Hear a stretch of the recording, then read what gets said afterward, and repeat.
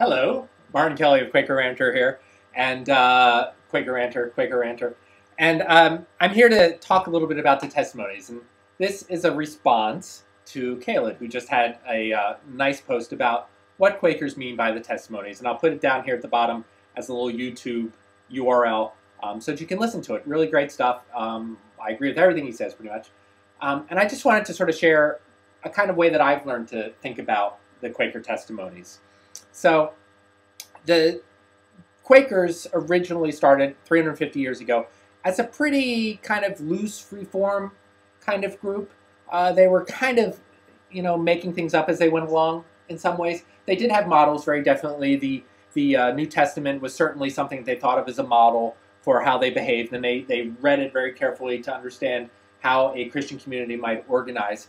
But a lot of things they found out by trial and error, sometimes embarrassingly. But it was a system that sort of worked. And over time, they started learning techniques to help in their goal. And their goal was to live a life in a kind of holy obedience to divine will, to listen to that inward Christ and to follow it. And how do we do that as a community? So there are certain kind of techniques that are helpful, but there are also certain practices which keep us from that goal. And they started learning these things, and I think, the way I think of it, they start coming up with a wiki about them. Now, backtrack here to 21st century Wikipedia. Now, Wikipedia is a great online, collaboratively edited encyclopedia. Someone comes along, decides they know something about some topic, no one else has written about it, they go and they tap in their computer, tap, tap, tap, tap, and they write something about their topic.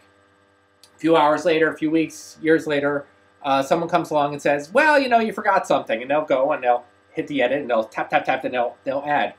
Someone else will come, well, actually you're wrong about something, and they'll tap, tap, tap, change something along. People come along and then also start getting into debates online on the Wikipedias about topics. And the result, though, hopefully when it works well, the result is something that is better than any one person could have created, because it has the full kind of participation of a wider range of people. And it can be really great. And some of them are much better than single edited pieces that you might find in a more traditional kind of encyclopedia. So the wikis are kind of interesting. And I think of the testimonies as kind of being the wikis. Friends would discover what worked and discover what kind of practices don't work, and would start putting them down, writing them down as minutes in yearly meeting sessions. Every year Quakers get together, they would find out that something works, something doesn't work, and they would write down what works or what doesn't work.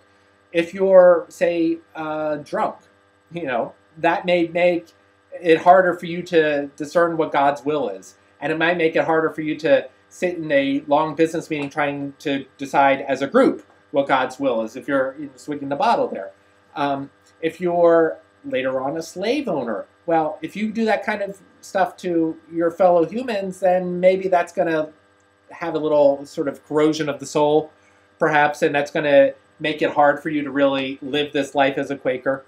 So maybe slavery isn't good. And it was sort of, you can see the Quakers writing down in their Wikipedia, publishing it in minutes that then went off to the different corners of the Quaker world. All the different regional Quaker bodies would send these minutes off every year, and it was an interesting system. Eventually, there were so many kind of minutes, 1742 we had this minute, 1783 this minute, that they were compiled together in books. These books were called Books of Discipline. There we go. There's a Book of Discipline there. Kansas, 1966. I do have a bit of a collection here. Today we call them Books of Faith and Practice. Generally, liberal friends will call them at least Books of Faith and Practice. But in the heart, they're still the kind of instruction manual of what works and doesn't work for friends. And that's what it originally was. And the testimonies were things that do and don't work. In the original Books of Faith and Practice were heavy with these. And they were very specific back then.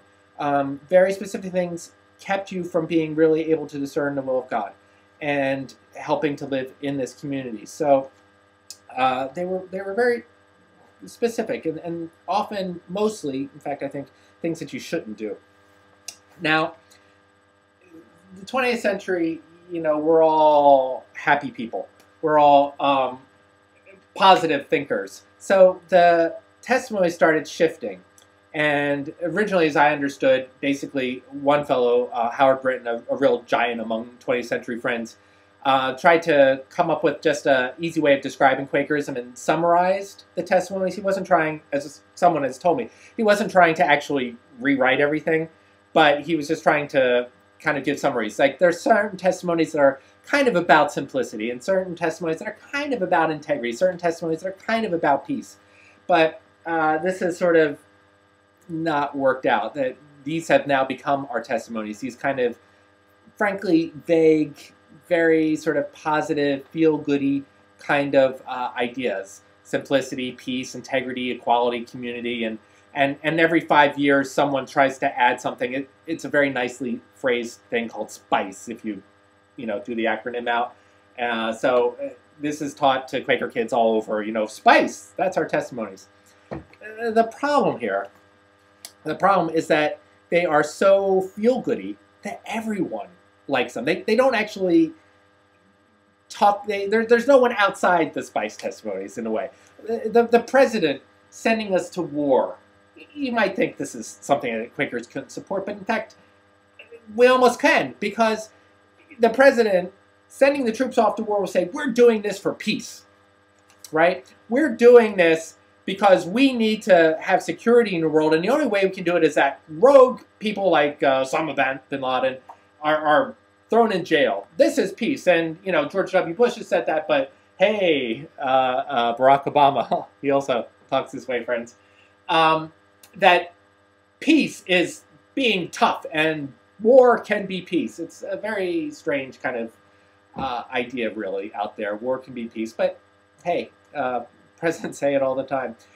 Some of this stuff is also like kind of a feel-good Walmart commercial. Community. Well, we all love community, and we go down to our local Walmart store, and there's the elderly person there who's like, "Hello, welcome to Walmart. It's a wonderful community." And you watch the commercials, and boy, you want to be part of that community. And I should put out too that some of these big chain stores are actually real communities. See the same people all the time. These are community hubs. So I don't want to necessarily be just, being the East Coast liberal, like going, oh, those box stores, because they actually sometimes are really community spots. But what I'm saying is that the Quaker testimonies have become this kind of feel-goody thing that doesn't say certain acts are wrong. Certain acts are wrong. It's not a sentiment we really like to say much these days, but, friends, it's true. There are ways we can act that hinder our ability to discern what God wants us to do. There are ways that we can act that disrupt our meeting community. One of the classic ones for friends, and even all the early Christians, some great stuff there, was gossiping and detraction, talking back behind people's backs. Oh, so-and-so, they did this. So-and-so, they did that. And sort of becoming political. Like, well, we in this side of the meeting believe in peace, and those people, well, they must not be believing in peace because they don't believe exactly the same thing we believe. And, you sort of have these backdoor kind of things. This disrupts communities, and early friends knew this, and so some of the testimonies are about detraction, the gossiping that destroys community life. And, where does that fit in peace, equality, simplicity? It kind of does, but again, these kind of large categories were meant as summaries, not specifics. And when we've lost the specifics, we've then lost the ability to really point to the bad behavior. And to say to people, this behavior is not in the way of friends. So just sort of wrapping up, when we first came up with testimonies, these were the collective wisdom of friends. Friends have found that certain things are helpful in discernment and certain things are disruptive of community. And that's really what the testimonies were. They were this real good and useful guide. And, they still are. A lot of them are really just sort of common sense about how to live in community as friends, or even for folks who don't consider themselves friends. So, take out some of these old books and check out some of the old testimonies, because some of them are pretty interesting. So there you go. Thanks. And again, check out Callid's little piece on YouTube. Talk to you later. Peace out. Bye-bye.